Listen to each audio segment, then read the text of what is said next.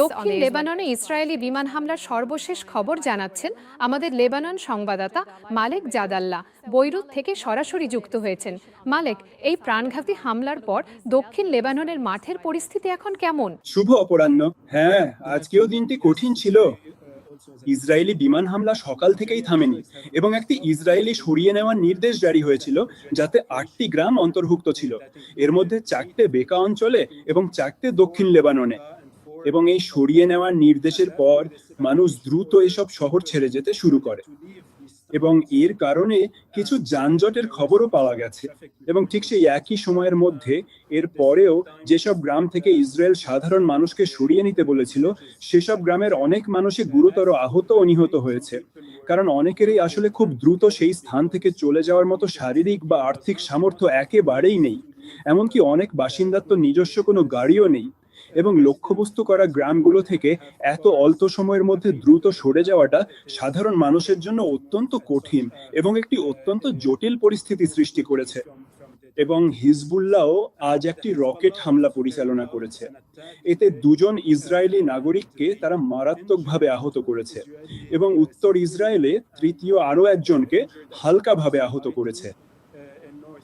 তাহলে মালেক, অনেক হামলাই তো আবাসিক এলাকা ও পরিবারকে লক্ষ্য করে হচ্ছে। তাহলে ক্ষতিগ্রস্ত শহরগুলোতে মানবিক পরিস্থিতি কেমন? হ্যাঁ, মানবিক পরিস্থিতি প্রতিদিনই শোচনীয় হয়ে উঠছে এবং সাধারণ মানুষ ভীষণভাবে আতঙ্কিত। একই সঙ্গে তারা প্রতিদিন শহর ছেড়ে অন্যত্র চলে যেতে বাধ্য হচ্ছে।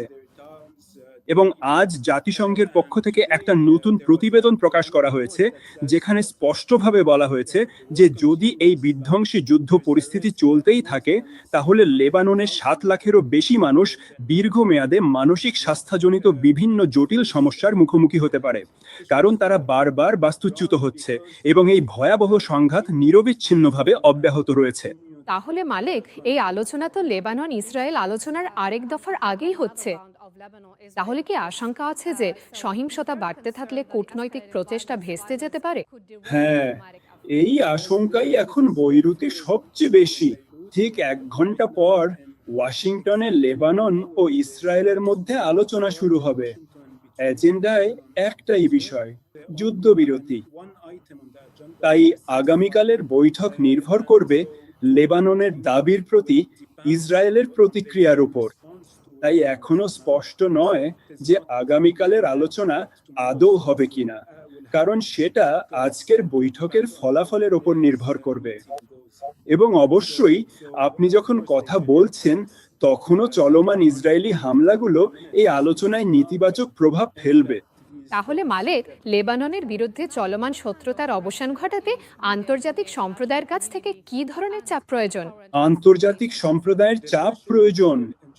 তাই ইসরায়েল যেন তার হামলা কমায়, সেজন্য পশ্চিমা দেশগুলো এবং যুক্তরাষ্ট্রের পক্ষ থেকে আরো বেশি চাপ থাকা উচিত, যাতে ইসরায়েল শুধু উত্তর লেবানন বা বৈরুতেই নয়, এমনকি দক্ষিণেও যুদ্ধবিরতি মেনে চলে। দুঃখজনকভাবে গত কয়েক সপ্তাহে আপনি এমনটা দেখেননি। এখানে আন্তর্জাতিক চাপের যথেষ্ট অভাব পরিলক্ষিত হয়েছে এবং যুক্তরাষ্ট্রের পক্ষ থেকেও অত্যন্ত দুর্ভাগ্যজনক বিষয় হলো যে আমরা খুব একটা জোরালো নিন্দা বা ইসরায়েলকে তাদের এই সামরিক হামলা অবিলম্বে বন্ধ করার কোনো আহ্বান শুনতে পাইনি।